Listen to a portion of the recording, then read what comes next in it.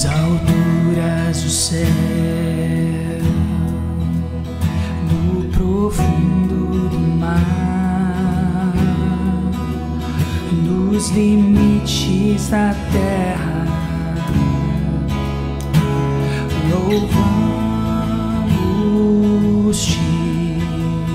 com todo o coração.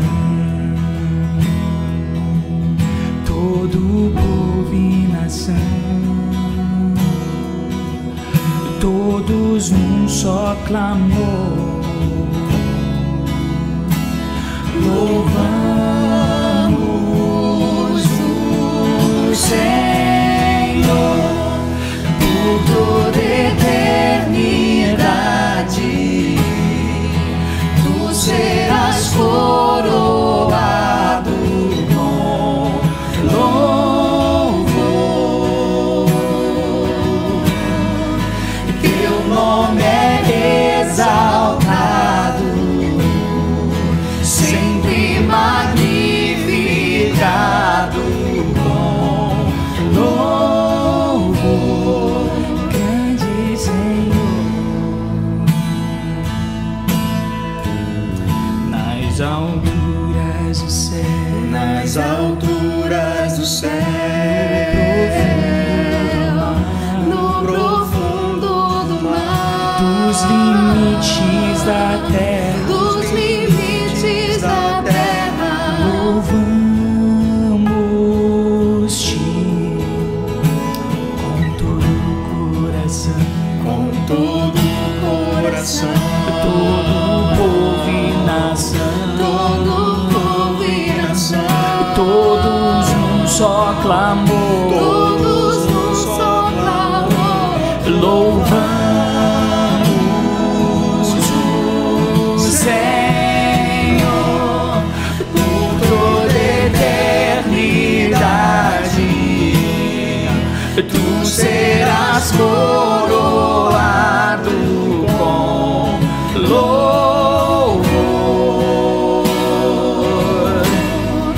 Teu nome é exaltado, sempre magnificado com louvor. Grande Senhor, grande Senhor.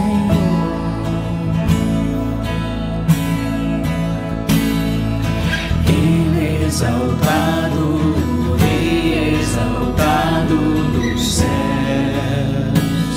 Eu louvarei, Ele exaltado, para sempre exaltado seu nome. Louvarei,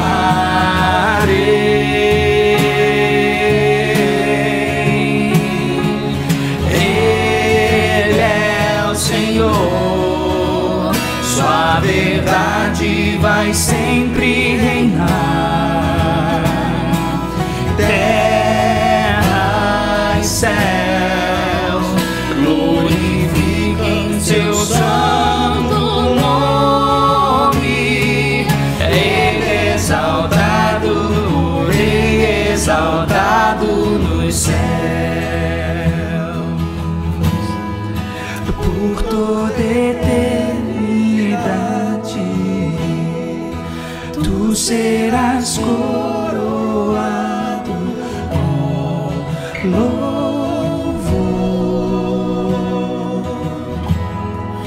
Teu nome é exaltado, sempre magnificado com louvor. Grande Senhor.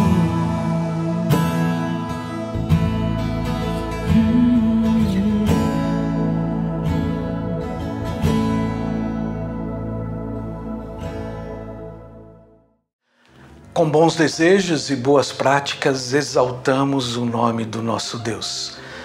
Decida pensar o bem, decida fazer o bem. Isso também é adoração. Distantes, mas não sozinhos. Amanhã, o grande dia da nossa igreja, Primeira Igreja Batista do Rio de Janeiro, neste ano, quando comemoraremos 136 anos. Todos vocês estão convidados para esta grande celebração. Segunda-feira, dia 24, novamente, às 19h30. Todos online, todos juntinhos. Hoje é o último dia para você mandar a sua foto e participar, portanto, do mural de fotos do nosso aniversário. Ainda há tempo.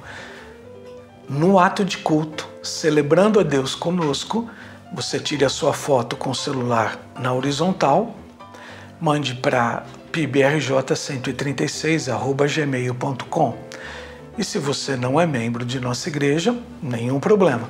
Vai ser um prazer colocar a sua foto. Diga seu nome e de onde você é. Como foi legal receber tantas reflexões e interpretações a respeito da identidade visual do nosso aniversário. Todos os elementos nessa arte conversam entre si. Em meio a tantas tarefas diárias como de trabalho, familiares, de estudo, as pessoais, ainda assim nós precisamos cuidar do outro, precisamos nos preocupar com o outro. Este é o elemento mais importante desta arte. Eu e você abraçados, nós abraçados no endereço chamado coração. Portanto, nosso desejo, nossa intenção para você, através dessa arte, através dessa identidade visual, é que ela promova esse sentimento na sua vida. Olhando para a arte, pense que o coração é o nosso local de encontro. Tenha um lindo dia, tenha uma linda semana. Neste momento de confissão, convido você para, junto comigo, ler o texto que se encontra no livro de Provérbios, capítulo 28, verso 13. O texto nos diz o seguinte: o que encobre as suas transgressões jamais prosperará, mas o que confessa e deixa alcançará misericórdia. Usualmente, quando uma transgressão é encoberta, é por conta do medo de enfrentar a realidade ou por orgulho em admitir que errou. Na grande maioria das vezes, contudo, encobrir a transgressão e não confessá-la ao Senhor é uma questão de orgulho pessoal. A palavra de Deus é clara em dizer que, nesse caso, a pessoa não prosperará. Fica evidente aqui que prosperidade não é questão material, e sim algo de natureza interior ou espiritual. O provérbio associa claramente prosperidade como sendo alcançar a misericórdia de Deus. O texto diz que quando o pecador confessa seu pecado, ele recebe o perdão de Deus. Por outro lado, diz que quem encobre transgressões se fecha e não alcança a misericórdia divina. Se você pretende alcançar misericórdia divina, essa é uma oportunidade para alcançá-la. E como fazer isso? Comece colocando suas transgressões aos pés do Deus Altíssimo. O que encobre as suas transgressões jamais prosperará, mas o que as confessa e deixa alcançará misericórdia. Juntos, nesse momento de confissão, coloquemos as nossas transgressões diante do Senhor, pedindo perdão por elas. Nosso Deus e Pai, nós te agradecemos essa oportunidade de orarmos como igreja neste momento de confissão. E por isso, Senhor, nós colocamos diante de Ti as nossas transgressões, na certeza de que poderemos alcançar as Tuas misericórdias se confessarmos essas nossas transgressões, colocarmos todas elas diante dos Teus pés. Tudo isso nós te pedimos, Senhor, em nome de Jesus. Amém. Olá, PBRJ, nós somos a família Balesteiros. Eu sou Carmen. Eu sou Suzana. Eu sou Maurício. Eu sou Gustavo. Eu sou a Priscila e esse aqui é o Bernardo. Estamos cada um cultuando em suas casas. A gente vai ler um versículo que está no Salmo 112, versículo 1. Louvai ao Senhor, Bem-aventurado o homem que teme ao Senhor, que em seus mandamentos tem grande prazer. A gente continua na quarentena, importante cada um ficar em casa e se precisar sair, se cuidar, usar máscara, álcool em gel. É isso aí, um grande abraço em todos, saudades.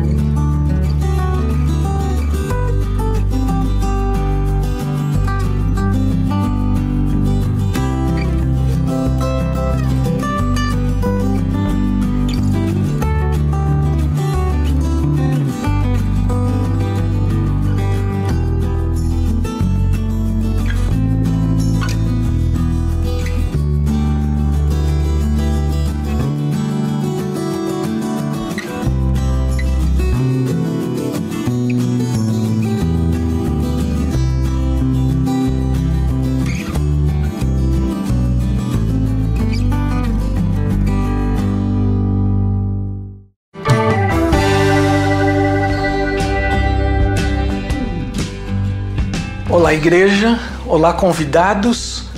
Olá, músicos. Sou Eduardo Transcoveschi, ministro de música desta igreja e dirijo o Ministério de Música. A história dessa igreja é recheada com muita música e muita boa música produzida por músicos competentes, dedicados, que honram ao Senhor com seus dons e com seus talentos. E nós queremos agradecer a todos vocês, músicos de nossa igreja. Agradecemos aos coristas e instrumentistas, incansáveis coristas e instrumentistas, a nossa gratidão a todos vocês. Agradecemos também aos regentes, aos presidentes dos coros, às diretorias que dirigem os vários grupos musicais do nosso ministério. Muito obrigado a vocês. Rendemos louvores a todos vocês. Agradecemos também a você, membro de nossa igreja, que, embora não seja participante do Ministério de Música como músico, você ora por nós e investe recursos no ministério da nossa igreja. Muito obrigado pela sua dedicação, pelo seu carinho, pelas suas orações e também pelas suas ofertas para manter esse ministério. Nossa igreja precisa e queremos fazê-lo nesta palavra, render louvores a todos vocês. Deus abençoe a vida de vocês e a nossa oração é essa, que Deus renove no coração de vocês, que Deus brote no coração de vocês uma música alegre, viva, uma música que traz paz, felicidade a você e a todos nós. Muito obrigado em meu nome, em nome da nossa igreja. Olá, igreja.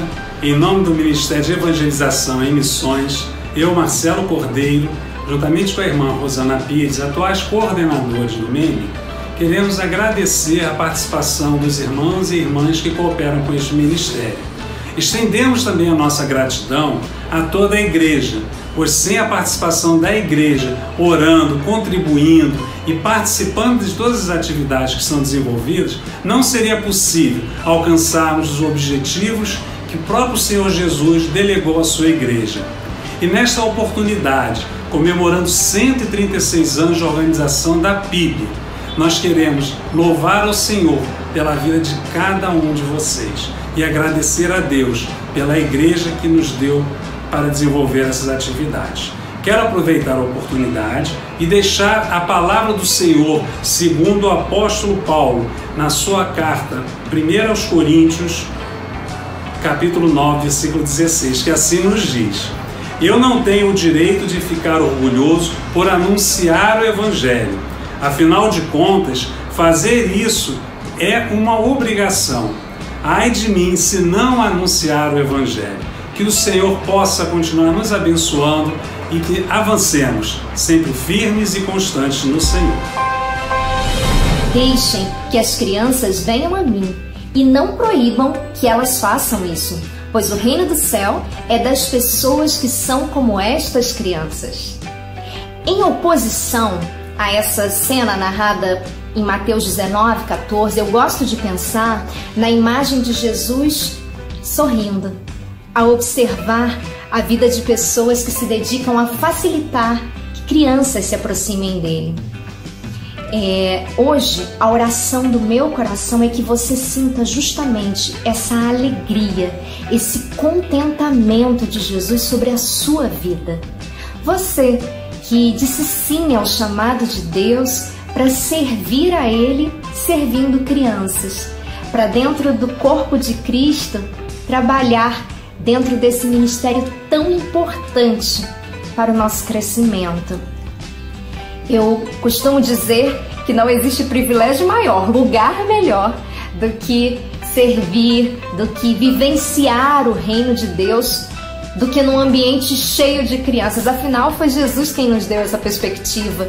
Foi Ele que disse que nós deveríamos ter essa perspectiva. Então, estar junto com crianças, aprender com elas sobre o reino de Deus é um privilégio. E para mim, é um privilégio vivenciar isso ao seu lado. Hoje, eu quero expressar a minha gratidão por você estar aqui. A minha gratidão por servir a Jesus ao seu lado. Obrigada, voluntários, servos do Ministério Infantil Geração Pequenos Gigantes.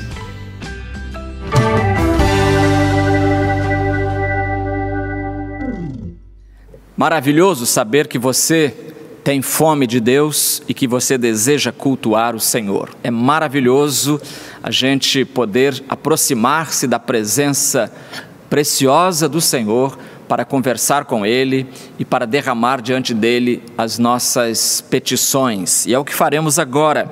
Jesus disse: e eu farei tudo o que pedirdes em meu nome, para que o Pai seja glorificado no Filho. Se me pedirdes alguma coisa em meu nome, eu a farei. Ou seja, Jesus nos estimula a orar. E nós temos uma lista em nosso boletim, toda semana, uma lista de nomes que precisam de nossa intercessão. Vamos orar pela irmã Andréia dos Santos, Antônia Guimarães, Aurizé Santana, Beti Lacerda, Campos Duarte Siqueira, Celis Queiroz, Clóris Pacheco, Eduardo Alves Lopes, Elias Ângelo, Eunice Oliveira Santana, Hilda dos Santos, Iedo Torres, Isabel Amélia Salles, Israel de Souza. Vamos orar também pelos irmãos. Alguns irmãos estão internados, outros estão lutando também pela sua saúde, que são os irmãos Noêmia Figueiroa, ela está com uma crise de coluna, difícil de resolver. Maria Gomes de Melo, ela está com necessidade urgente de cuidadores. O filho dela, que está cuidando dela, vai retornar ao trabalho agora e está precisando de apoio. Vamos orar pela irmã Maria Gomes de Melo. A irmã Celi Damasceno está debilitada com a quimioterapia, vai fazer radioterapia, então vamos cercá-la com as nossas orações. A irmã Nilda, diaconisa Nilda Taliba, está em estado de saúde, um estado agravado no hospital, vamos continuar orando por ela. A irmã Celita Alves, lembra que ela mudou-se daqui de Rio Bonito para Brasília, para ficar perto do filho, aí chegou lá e teve um AVC. Um AVC, está internada, passando muito mal. Vamos continuar orando então pela irmã Celita Alves. O diácono Vasílio Pradanoff teve uma queda em casa, caiu de uma escada e sofreu uma fratura, vamos orar por ele também. O pastor Antônio Manso estava até poucas horas internado no hospital, vamos orar também pelo pastor Antônio Manso. O pastor Elbio Marques, não é membro da igreja, mas é um pastor. Elbio Marques é líder, trabalha com a Cristolândia em São Paulo e ele está com Covid-19, está no hospital e toda a família está em casa. Então vamos orar por esse pastor também. E nessas semanas, nesses dias passados, nós tivemos dois casos de pessoas que nos deixaram. E são duas famílias, portanto, enlutadas em nossas igrejas. Nós temos semana passada, a irmã Odília Félix. Ela não era membro desta igreja, ela era membro da primeira igreja batista do Irajá, mas o seu filho, um dos seus filhos, é membro aqui, o irmão Gentil Félix, e ela tem dois filhos pastores, pastor Joel Félix e o pastor Genivaldo Félix. Pastor Joel é pastor da Igreja Batista da Glória, em Vila Velha, Espírito Santo, e o pastor Genivaldo é pastor da primeira Igreja Batista de Vila Velha, de onde a minha família é membro, inclusive. Então, esses dois pastores perderam a sua mãe, a irmã Odília Félix, que morava aqui no Rio de Janeiro, morava em Irajá, e ela partiu. E ela é tia também de todos os decoteles aqui da igreja. Ela é tia de todos eles, então eles estão também entristecidos e nós vamos orar pedindo o consolo do Espírito Santo para estas famílias. E também o irmão Isidro, nosso diácono Isidro, perdeu esta semana um primo, o pastor Francisco Nicodemos Sanches. Pastor Francisco Nicodemos Sanches foi missionário da Junta de Missões Mundiais na Europa, muitos anos, e depois voltou e ficou viúvo e finalmente ele nos deixou esta semana. Vamos orar também então pelo consolo do irmão Isidro e dos demais familiares. Curvemos as cabeças agora e oremos. Eterno Deus, nosso Pai Celestial, damos-te muitas graças porque nos permites mais uma vez voltarmos à tua presença em oração. Obrigado porque temos este canal aberto diante de nós. Obrigado porque o teu filho disse que se pedíssemos alguma coisa em seu nome, ele a faria. Então, Senhor, nesta hora estamos pedindo em nome de Jesus que tu consoles o coração dos familiares enlutados nestas últimas semanas. A família da irmã Odília Félix, seus filhos, noras, netos, bisnetos. Oramos também pela família do pastor Francisco Nicodemos Sanches, incluindo nela o nosso querido irmão Isidro de Cronunes, da nossa igreja, primo dele. Ó Senhor, oramos também por esses irmãos cujos nomes foram aqui mencionados. Pedimos que a tua graça esteja ao lado de cada um, dando força, dando saúde, renovando o entusiasmo, renovando a própria fé, de tal modo, Senhor, que estes irmãos, em vez de ficarem abatidos com as limitações da enfermidade ou da idade avançada, eles se animem mais e mais na tua presença. Muito obrigado mais uma vez por este culto estar acontecendo, pela tua graça que nos assiste e que nos sustenta a cada dia. É a nossa oração, em nome do Senhor Jesus. Amém.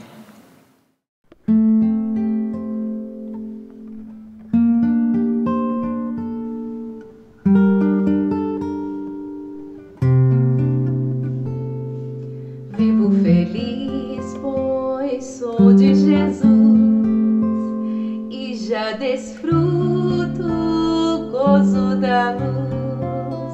Sou por Jesus herdeiro de Deus. Ele me leva à glória dos céus. Canta minha alma, canta ao Senhor. Rei dele sempre ardente louvor. Canta minha alma, canta ao Senhor. Rei dele sempre ardente louvor. Ao seu amor eu me submeti e extasiado então me senti. Anjos descendo, trazendo céus, ecos descendo a graça de Deus. Canta minha alma, canta ao Senhor. Rei dele sempre ardente louvor. Canta minha alma, canta ao Senhor. Rei dele sempre ardente louvor. Sempre vivendo em seu grande amor, me regozijo em meu Salvador. Esperançoso, vivo na luz, pela bondade do meu Jesus. Canta minha alma, canta ao Senhor. Rei dele sempre ardente louvor. Canta minha alma, canta ao Senhor. Rei dele sempre ardente louvor. Rei dele sempre ardente louvor.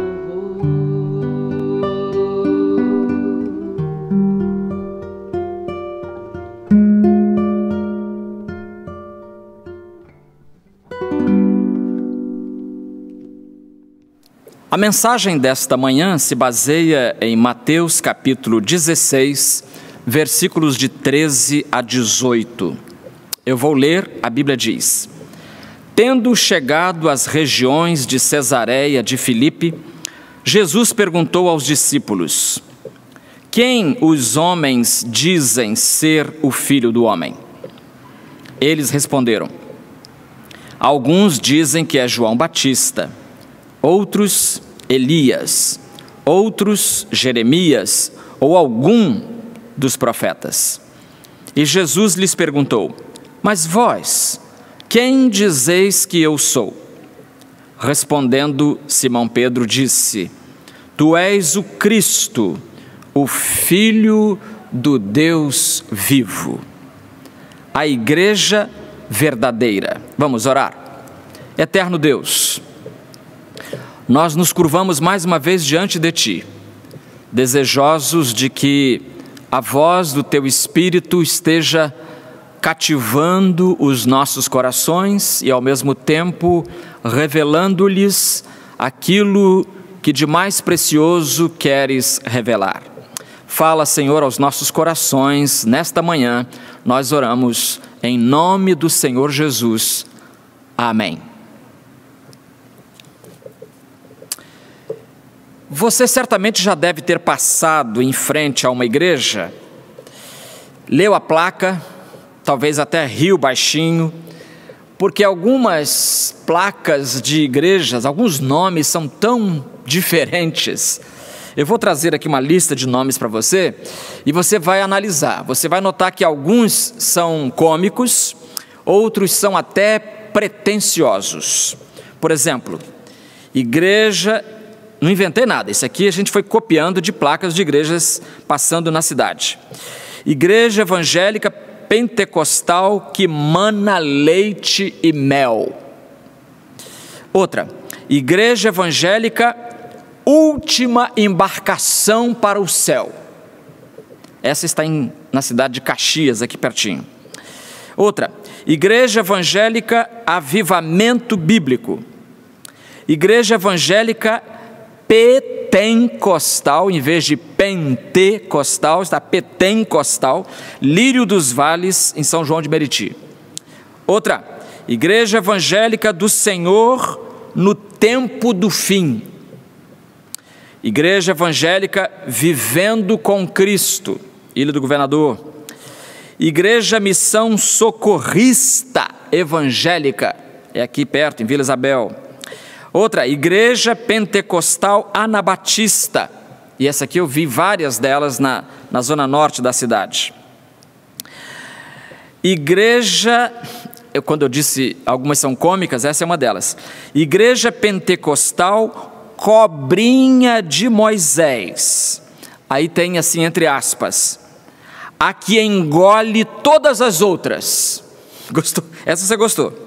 Engole todas as outras. Meu pai. Igreja Pentecostal Deus de Maravilha, Avenida Brasil. Igreja Pentecostal Isto é Poder de Deus, lá em Marechal Hermes. Ministério Profético do Farol, Sinal de Alerta. Ministério Jesus Cristo é a Porta. Ministério Vida para as Nações. Essa era uma igreja batista que mudou para esse nome aqui, Ministério Vida para as Nações. Outra, Missão Apostólica da Fé. Aí entra entre aspas, a propaganda completa é assim: desfazemos e fazemos trabalho. Desfazemos e fazemos trabalho, seja lá o que isso significa, né? Outro, Santuário Milagroso do Rádio, aí esse já é mais claro, desfazemos macumba, doença e etc. Sem falar das megalomaníacas, que são Igreja Mundial, Igreja Universal, Igreja Internacional. Essas não se contentaram em ficar assim só no bairro, não. Elas têm que arranjar um nome que abarque o mundo todo. Breve, acho que alguém vai inventar um tipo Igreja Planetária, Igreja das Galáxias, sei lá, alguma coisa assim. A verdade é que tem que haver muita criatividade para inventar tanto nome, não é verdade? E diante de tanta placa, você se pergunta, qual é a verdadeira igreja? Qual é a verdadeira igreja? Será que a Igreja Batista é a única? A igreja verdadeira? É uma longa e apaixonada discussão, sem dúvida, que nós podemos resumir da seguinte maneira: a igreja verdadeira, independentemente do nome da placa que a identifique, é aquela que se edifica sobre uma pessoa, uma palavra, uma pessoa e uma promessa. Então a igreja verdadeira, vou resumir para você, é aquela, independentemente da placa, é aquela que se edifica em cima da palavra, da pessoa e da promessa. Vamos ver que palavra é essa, que pessoa é essa e que promessa é essa. Em primeiro lugar, a verdadeira igreja é aquela que se edifica sobre a palavra de Deus. Jesus disse aqui no versículo 16, versículo 16, né? 18. E digo-te ainda que tu és Pedro, e sobre esta pedra, eu sublinhei aqui, sobre esta pedra, disse Jesus, edificarei a minha igreja. Agora, que pedra? Esse é o problema agora para identificar que pedra é essa de que Jesus está falando. Ou a pergunta melhor seria, quem é a pedra? O romanismo insiste que a pedra é Pedro, que a pedra é Pedro, e que essa palavra de Jesus equivaleria a uma indicação para a ocupação do trono do papado. Então Pedro seria o primeiro papa. Essa é a opinião, a posição da Igreja Apostólica, Católica Apostólica Romana. Eu creio que a melhor resposta, irmão, seria perguntar ao próprio Pedro. Seria chegar para ele e falar assim: irmão Pedro, francamente, diga para a gente o seguinte: você é a pedra sobre a qual Jesus construiu a igreja? Você, Pedro, se identifica com essa pedra? Você é a pedra que serviria para construir, a base para construir a igreja de Jesus? Então, nós vamos ouvir a resposta de Pedro. Ele vai dar a resposta em dois lugares, em Atos capítulo 4, versículo 11, e em 1 Pedro 2, 4 a 8. Atos 4, 11, ele diz assim: este Jesus é a pedra rejeitada por vós, os construtores, a qual foi colocada como pedra angular. Então ele diz: este Jesus é a pedra. Então quem é a pedra?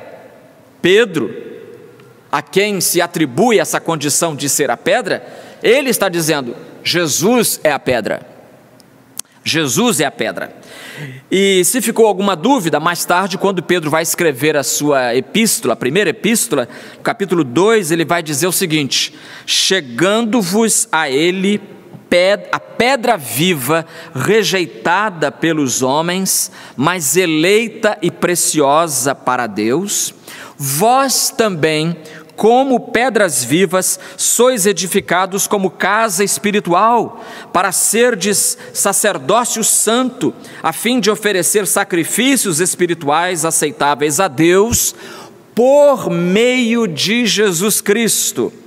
Por isso a Escritura diz: ponho em Sião uma pedra angular, eleita e preciosa, quem nela crer não será desapontado.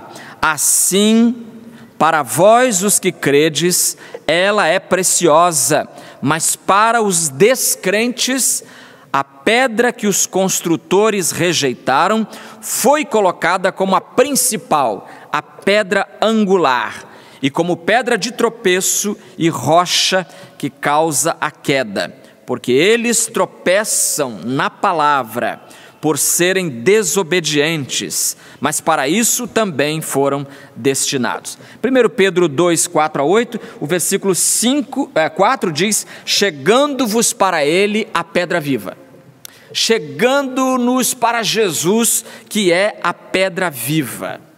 A pedra, meus irmãos, sobre a qual Jesus disse que edificaria a sua igreja, em Mateus 16, 18, é a confissão de Pedro. É a confissão de Pedro quando ele diz: tu és o Cristo, o Filho do Deus vivo. Mateus 16, 16. Tu és o Cristo, o Filho do Deus vivo. Sobre esta ideia é que Jesus vai construir a sua igreja. E Jesus faz questão de dizer, de lembrar a Pedro, que essa ideia dele não veio dele mesmo, de Pedro mesmo, não. Essa ideia não foi carne e sangue que te revelaram, disse Jesus aqui, né? Ainda no versículo 17, Simão Barjonas, tu és bem-aventurado, pois não foi carne e sangue que te revelaram isso, mas meu Pai que está no céu. Foi Deus quem revelou isso a Pedro. Foi Deus quem falou para Pedro, que mostrou para Pedro que Jesus era a pedra sobre a qual se edificaria a igreja dele. Então, a primeira coisa que vemos é que a verdadeira igreja é aquela que se estabelece sobre a palavra que não foi produzida pela cabeça de Pedro, não foi produzida por exercícios intelectuais e raciocínios de Pedro ou de qualquer pessoa, mas foi uma revelação do Pai para os homens. Mas em segundo lugar, a verdadeira igreja é aquela que se edifica sobre uma pessoa. é aquela que se edifica sobre uma pessoa. Que pessoa é essa? Jesus disse: edificarei a minha igreja. Versículo 18: edificarei a minha igreja. Presta atenção aqui no pronome que Jesus usa, pronome possessivo, minha igreja. E olha, se eu posso dizer uma coisa, é que Jesus não abre mão de ter a igreja como sua propriedade pessoal. A igreja, quem é o chefe da igreja? Será que é o Papa? Será que são os pastores? Será que são os diáconos? Será que ela pertence aos maiores dizimistas? Você vai até rir quando eu falo isso, mas eu encontrei já no meu ministério pessoas supondo, não dizendo eu sou o maior dizimista e portanto eu sou o dono da igreja, não disse assim claramente, mas insinuou que ele deveria ser mais ouvido pela igreja porque ele era o maior contribuinte. Isso eu ouvi. Então a igreja não é propriedade do dizimista mais volumoso, digamos assim, não pertence ao mercado evangélico, sabe que o mercado está aí, né? Produção de cantores evangélicos, então a igreja pertence a ele, nada disso. Não é propriedade de um partido político, a igreja não é propriedade de uma ideologia, nem de direita, nem de esquerda.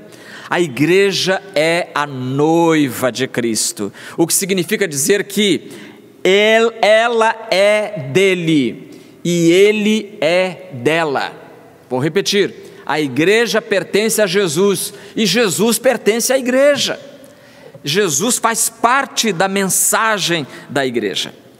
Então, por ter a Cristo como o seu chefe supremo e por representá-lo aqui na terra, queridos irmãos, é que a igreja se preocupa com a imagem que ela está comunicando a cada dia. Aliás, o contexto do nosso texto vai nos mostrar exatamente isso. O fundador da igreja começou a discussão com os discípulos, perguntando a eles o que as pessoas lá fora dizem de mim. E isso é uma preocupação extremamente procedente. O que as pessoas estão pensando de mim? Não, eu vivo uma vida, pastor, eu vivo uma vida que eu não quero saber o que estão pensando de mim, estou pouco me lixando, não quero saber o que falam de mim. Irmão, isso não é a postura correta não, porque Jesus, que não deveria se preocupar com a opinião dos outros, ele se preocupou. Ele pergunta: quem os homens dizem ser o Filho do Homem? Meus discípulos, eles estão falando que eu sou quem? Fala para mim aí, falem vocês.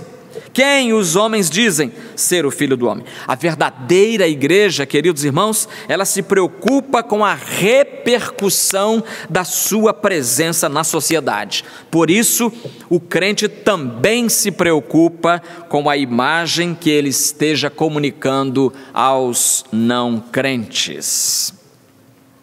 A igreja de Jesus, a verdadeira, ela está estruturada sobre uma pessoa, não esqueça isso. A igreja não existe em função de um templo. O templo é um detalhe, que pode existir, pode não existir, mas a pessoa de Jesus não pode faltar. Ele é a base sobre a qual o edifício da igreja se levantará. Então, se a igreja verdadeira está estruturada em cima de uma pessoa, meus queridos, então os ministérios da igreja também devem orbitar em torno dessa pessoa que é Jesus, e por via de consequência, por extensão, contagiar outras pessoas. O X da questão na igreja é a pessoa de Jesus e as pessoas que querem seguir a Jesus. Pessoa mais pessoas, isso é a igreja.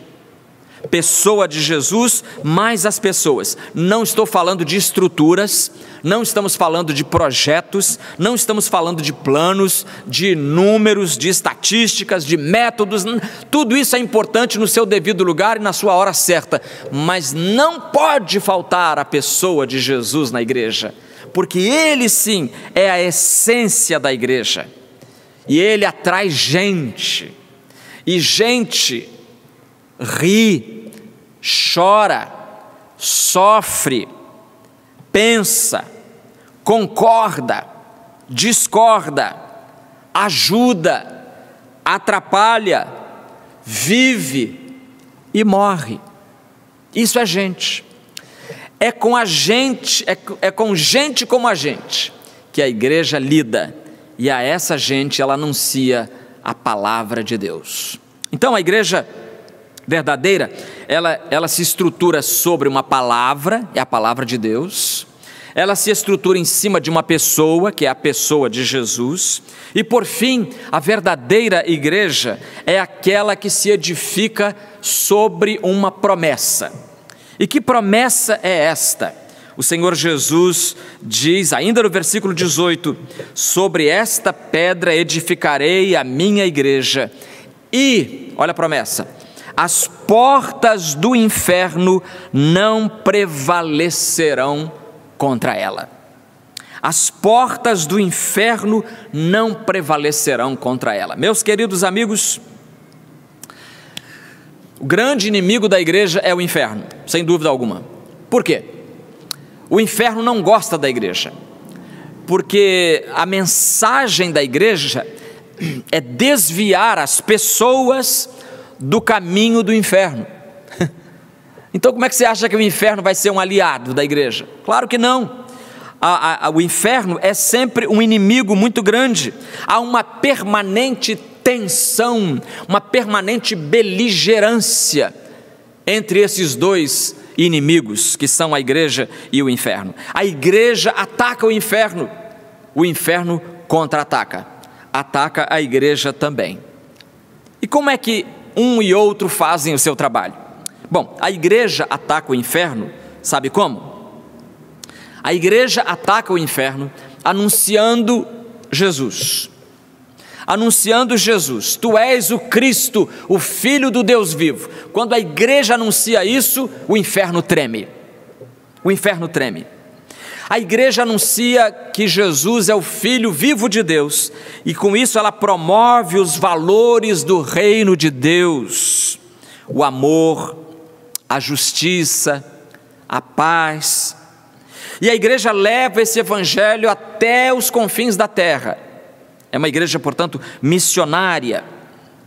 E ela, ao mesmo tempo que leva e anuncia, ela também encarna a verdade, traduzindo-a no testemunho diário, na convivência com as pessoas. Cada convertido, queridos irmãos, cada convertido na igreja é um sofredor a menos no inferno. Então o inferno não gosta. Por isso, em segundo lugar, o inferno contra-ataca. O inferno contra-ataca. Como? Como que o inferno contra-ataca e ataca a igreja? O inferno ataca a igreja, meus prezados amigos, em várias frentes e com várias armas.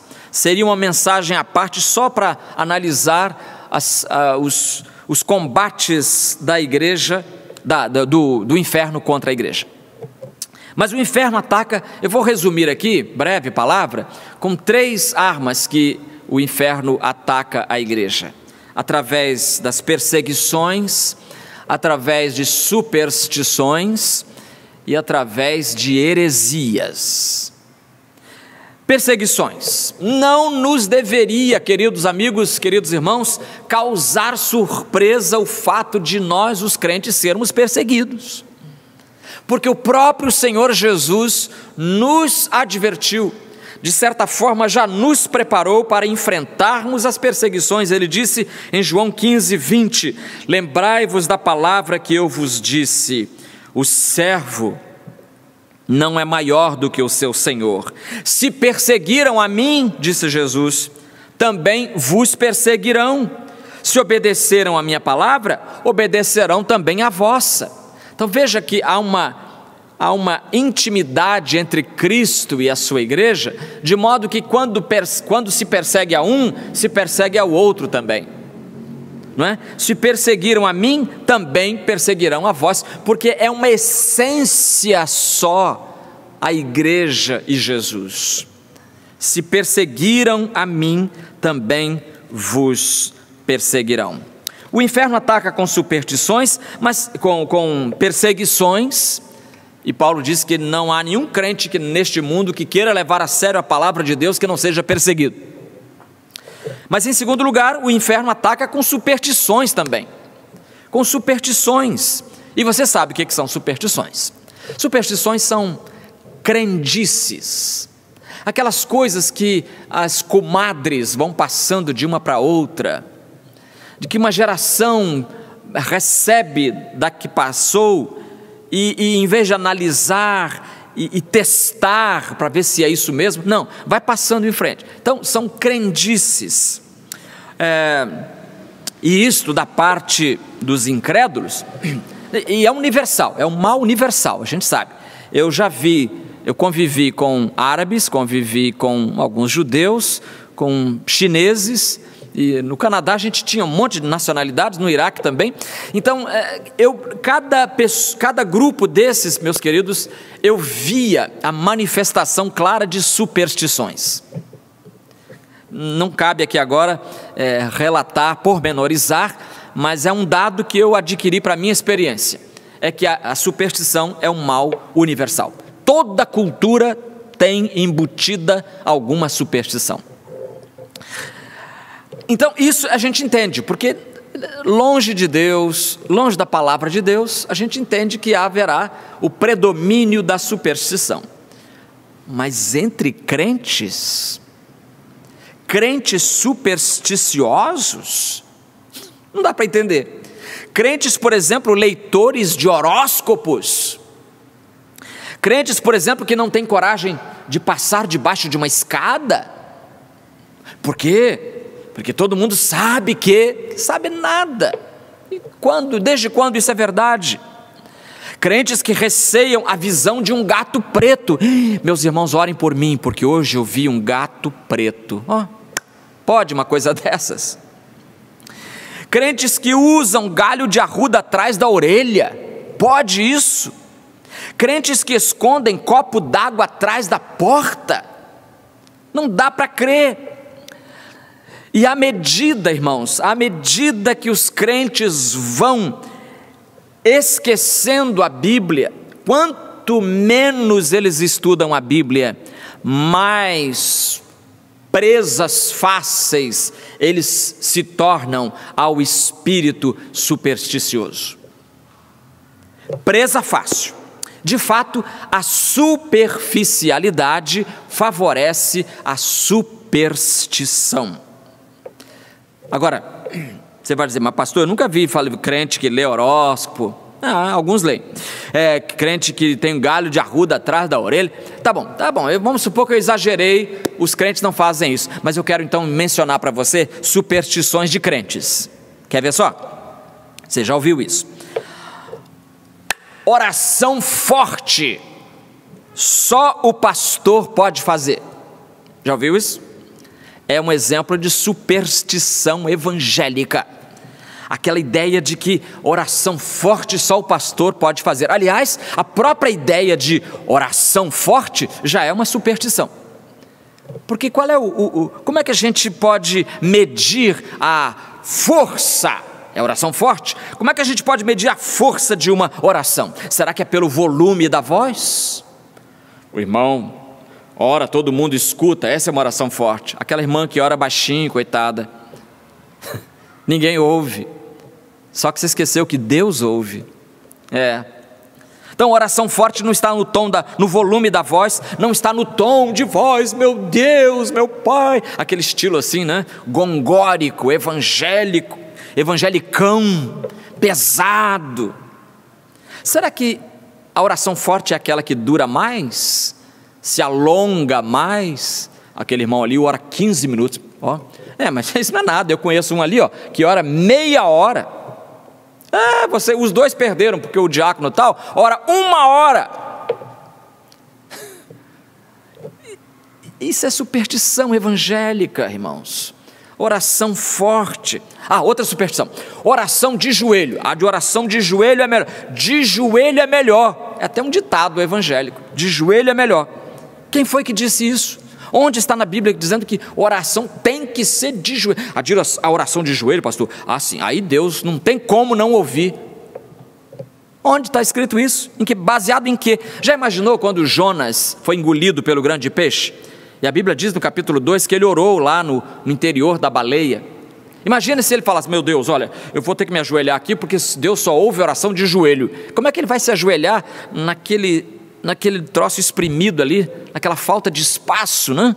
É um rim aqui, o fígado aqui do lado, ele sem espaço ali, como é que ele vai ajoelhar no interior do grande peixe? Já ia falar da baleia, né? Todo mundo fala. De jeito nenhum. Oração não depende da postura física.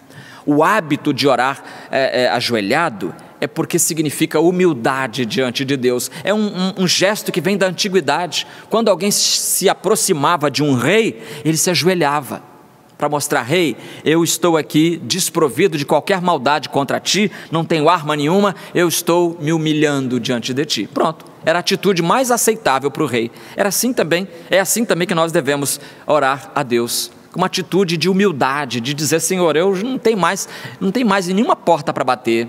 Só me perdoe por bater na sua porta, Senhor, mas é a única que eu posso bater realmente com confiança. Oração de madrugada. Tem crente que diz isso. Não, pastor, 3 horas, 3 da manhã, eu levanto todo dia para orar. Ora, oração de manhã, da madrugada, é boa por causa do silêncio. Eu gosto da madrugada, gosto muito. Gosto muito da madrugada porque é um silêncio, você não ouve nem carro na rua, não ouve gente conversando, é um silêncio absoluto. É a melhor hora para ler, para conversar com Deus, é boa. Mas não quer dizer que Deus vai dizer assim, meu filho, já que você levantou às 3 horas, você fez esse sacrifício, tá, meu filho? Então, agora eu não tenho outra solução senão te abençoar, né? Não é por aí, irmão. Não é por aí não. Mas pastor, e o jejum? Jejuando a gente consegue a cura. Jejuando, a gente vai conseguir comprar aquele carro novo. Peraí. É jejum para agradar a Deus ou é jejum para manipular a Deus? Outra superstição evangélica. Louvor só é aceito por Deus se for de pé. Aí você bota pobre da igreja em pé por 1 hora. E fica repetindo aqueles cânticos, repetindo. Algumas linhas são repetidas ad infinitum e ad nauseam. Onde está escrito isso? Só se for de pé. Outra superstição, não mexa com o púlpito, ele é sagrado.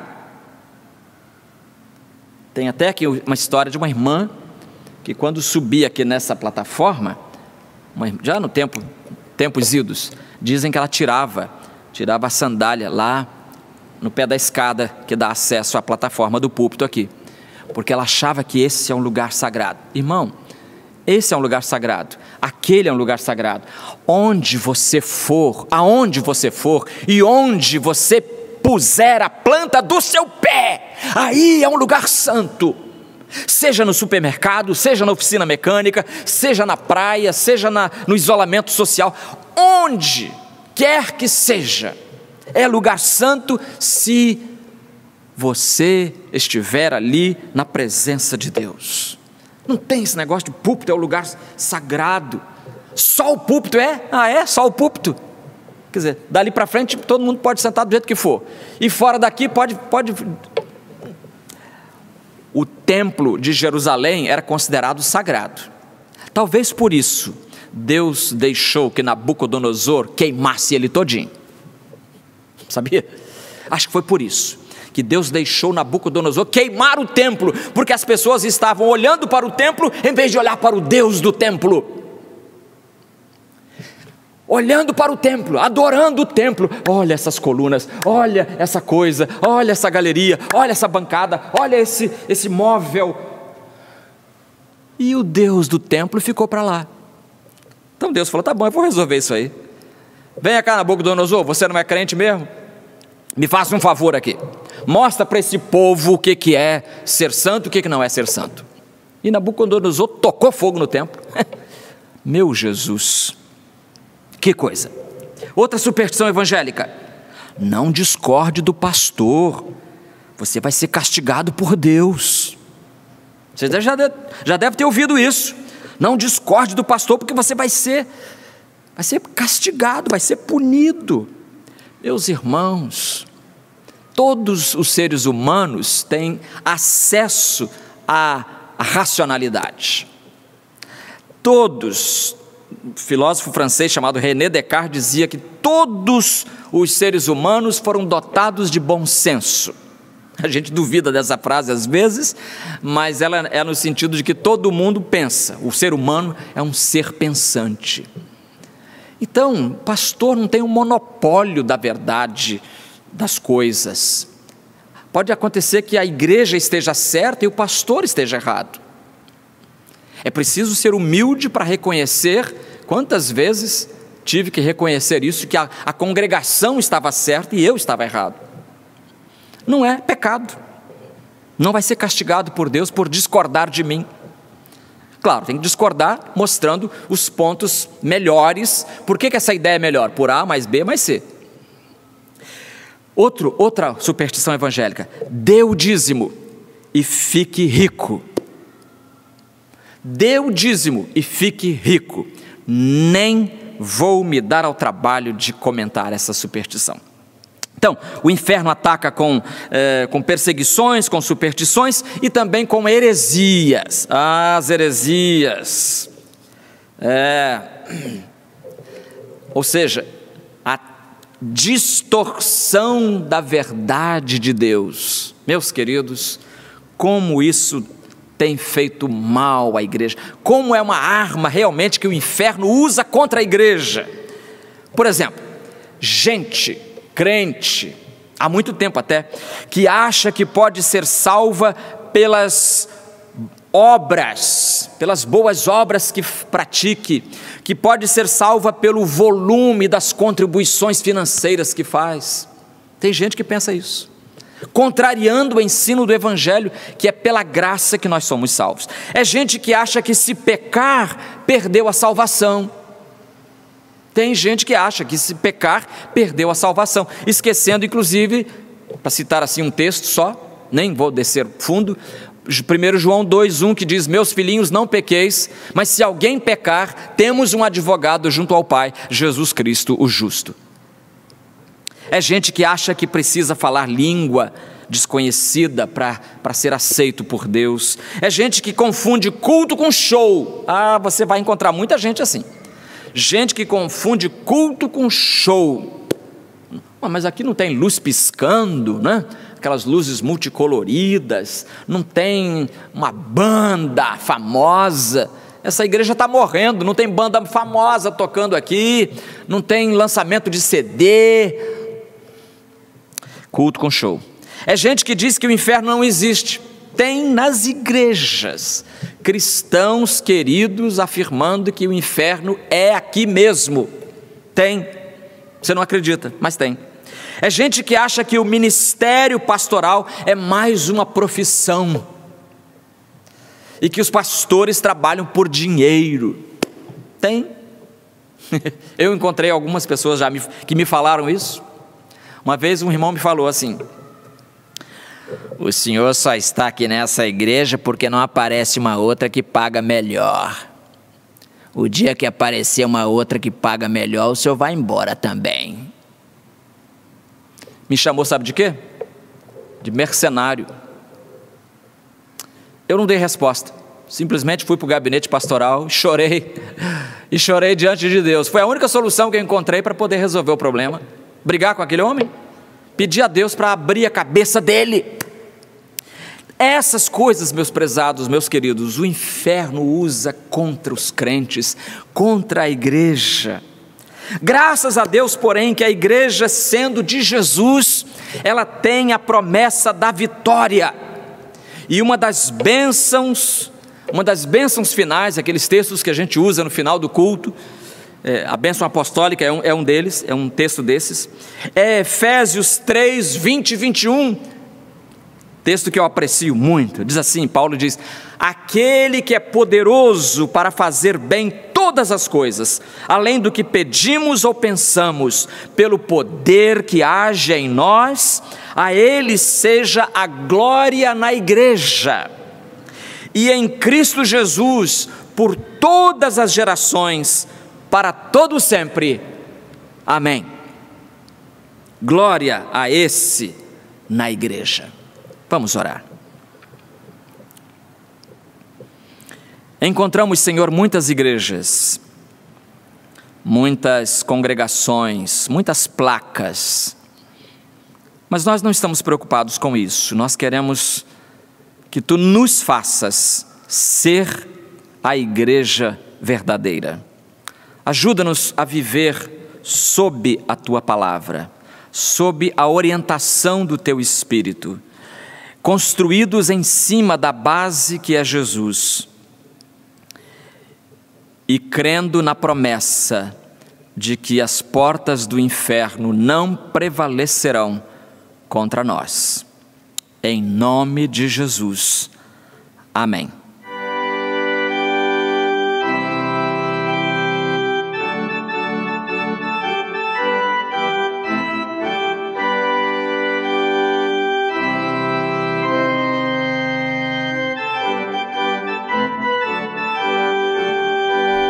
Firme nas promessas do meu Salvador, cantarei louvores ao meu Criador. Fico pelos séculos no seu amor, firme nas promessas de Jesus. Firme, firme, firme nas promessas de Jesus, meu Mestre. Firme, firme, sim, firme nas promessas de Jesus. Firme nas promessas, não irei falhar, vindo as tempestades a me consternar. Pelo Verbo eterno hei de trabalhar, firme nas promessas de Jesus. Firme, firme, firme nas promessas de Jesus, meu Mestre. Firme, firme, sim, firme nas promessas de Jesus. Firme nas promessas, sempre vejo assim purificação no sangue para mim. Plena liberdade gozarei sem fim, firme nas promessas de Jesus. Firme, firme, firme nas promessas de Jesus, meu Mestre. Firme, firme, sim, firme nas promessas de Jesus.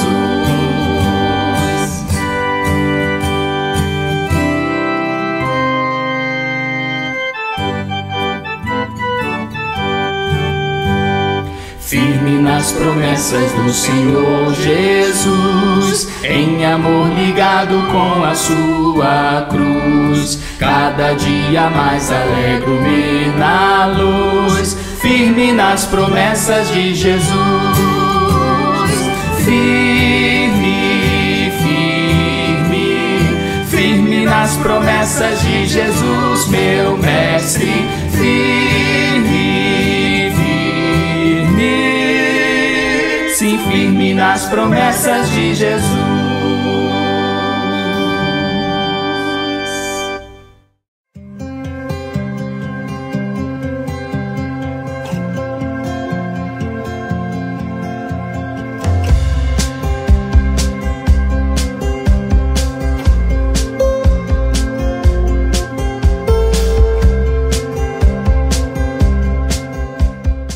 Nós queremos convidar você para estar conosco hoje à noite às 19 horas.